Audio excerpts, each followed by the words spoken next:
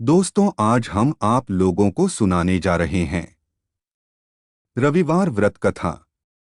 रविवार के व्रत की तरह ही इस व्रत की कथा भी रोचक है। दोस्तों, प्राचीन काल में एक नगर में एक वृद्धा रहती थीं। उसका नियम था कि वह हर रविवार घर आंगन गोबर से लीपकर भोजन तैयार करती और सूर्यदेव को भोग लगाकर ही भोजन करती थीं। ऐसा व्रत करने से उसका घर अनेक प्रकार के धन धान्य से पूर्ण था। श्री हरि की कृपा से घर में किसी प्रकार का विघ्न या दुख नहीं था। सब प्रकार से घर में आनंद रहता था। इस तरह कुछ दिन बीत जाने पर उसकी एक पड़ोसन, जिसकी गौ का गोबर वह वृद्धा लाया करती थी, विचार करने लगी कि यह वृद्धा सर्वदा मेरी गौ का गोबर ले जाती है, इसलिए अपनी गौ को घर के भीतर बांधने लग गई। वृद्धा को गोबर न मिलने से रविवार के दिन अपने घर को न लीप सकी, इसलिए उसने न तो भोजन बनाया न भगवान को भोग लगाया तथा स्वयं भी उसने भोजन नहीं किया। इस प्रकार उसने निराहार व्रत किया। रात्रि हो गई और वह भूखी सो गई। रात्रि में भगवान ने उसे स्वप्न दिया और भोजन न बनाने तथा लगाने का कारण पूछा। वृद्धा ने गोबर न मिलने का कारण सुनाया। तब भगवान ने कहा कि माता, हम तुमको ऐसी गौ देते हैं जिससे सभी इच्छाएं पूर्ण होती है, क्योंकि तुम हमेशा रविवार को गौ के गोबर से लीपकर भोजन बनाकर मेरा भोग लगाकर खुद भोजन करती हो। इससे मैं खुश होकर तुमको वरदान देता हूँ। निर्धन को धन और बांझ स्त्रियों को पुत्र देकर दुखों को दूर करता हूँ तथा अंत समय में मोक्ष देता हूँ। स्वप्न में ऐसा वरदान देकर भगवान तो अंतर्धान हो गए और वृद्धा की आंख खुली तो वह देखती है कि आंगन में एक अति सुंदर गौ और बछड़ा बंधे हुए हैं। वह गाय और बछड़े को देखकर अति प्रसन्न हुई और उसको घर के बाहर बांध दिया और वहीं खाने को चारा डाल दिया। जब उसकी पड़ोसन वृद्धा ने घर के बाहर एक अति सुंदर गौ और बछड़े को देखा तो द्वेष के कारण उसका हृदय जल उठा और उसने देखा कि गाय ने सोने का गोबर किया है, तो वह उस गाय का गोबर ले गई और अपनी गाय का गोबर उसकी जगह रख गई। वह नित्य प्रति ऐसा ही करती रही और सीधी साधी वृद्धा को इसकी खबर नहीं होने दी। तब सर्वव्यापी ईश्वर ने सोचा कि चालाक पड़ोसन के कर्म से वृद्धा ठगी जा रही है, तो ईश्वर ने संध्या के समय अपनी माया से बड़े जोर की आंधी चला दी। वृद्धा ने आंधी के भय से अपनी गौ को भीतर बांध लिया। प्रातःकाल जब वृद्धा ने देखा कि गौ ने सोने का गोबर दिया, तो उसके आश्चर्य की सीमा न रही और वह प्रतिदिन गऊ को घर के भीतर ही बांधने लगी।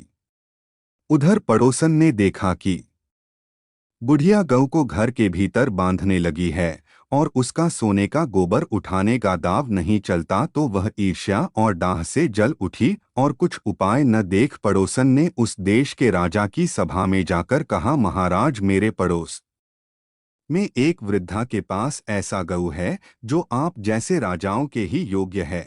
वह नित्य सोने का गोबर देती है। आप उस सोने से प्रजा का पालन करिए। वह वृद्धा इतने सोने का क्या करेगी? राजा ने यह बात सुनकर अपने दूतों को वृद्धा के घर से गऊ लाने की आज्ञा दी।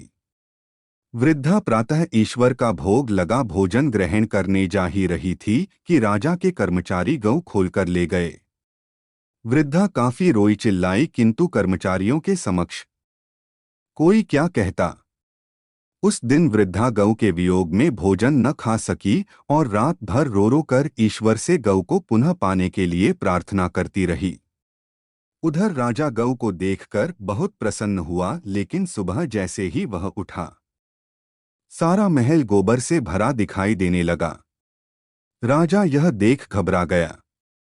भगवान ने रात्रि में राजा को स्वप्न में कहा कि हे राजा, गाय वृद्धा को लौटाने में ही तेरा भला है। उसके रविवार के व्रत से प्रसन्न होकर मैंने उसे गाय दी थी। प्रातः होते ही राजा ने वृद्धा को बुलाकर बहुत से धन के साथ सम्मान सहित गौ बछड़ा लौटा दिया। उसकी पड़ोसिन को बुलाकर उचित दंड दिया। इतना करने के बाद राजा के महल से गंदगी दूर हुई। उसी दिन से राजा ने नगरवासियों को आदेश दिया कि राज्य की तथा अपनी समस्त मनोकामनाओं की पूर्ति के लिए रविवार का व्रत रखा करो। व्रत करने से नगर के लोग सुखी जीवन व्यतीत करने लगे। कोई भी बीमारी तथा प्रकृति का प्रकोप उस नगर पर नहीं होता था। सारी प्रजा सुख से रहने लगी। दोस्तों, अब हम आप लोगों को सुनाने जा रहे हैं रविवार की आरती। कहो लगी आरती दास करेंगे, सकल जगत जाकी ज्योति विराजे। 7 समुद्र जाके चरण बसे, कहाँ भयो जल कुंभ भरे हो रांग। कोटि भानु जाके नख की शोभा, कहाँ भयो मंदिर दीप धरे हो रांग। भार 18 रोमावली जाके, कहाँ भयो शिर पुष्प धरे हो रांग। 56 भोग जाके नित प्रति लागे, कहाँ भयो नैवेद्य धरे हो रांग। अमित कोटि जाके बाजा बाजे, कहाँ भयो झनकार करे हो रांग। 4 वेद जाके मुख की शोभा, कहाँ भयो ब्रह्म वेद पढ़े हो रांग। शिव सनकादिक आदि ब्रह्मादिक नारद मुनि जाको ध्यान धरे हो रांग। हिम मंदार जाको पवन झकेरी, कहाँ भयो शिर चवर ढुरे हो रांग। 184 बंदे छुड़ाए, केवल हरियश नामदेव गाए हो रामा।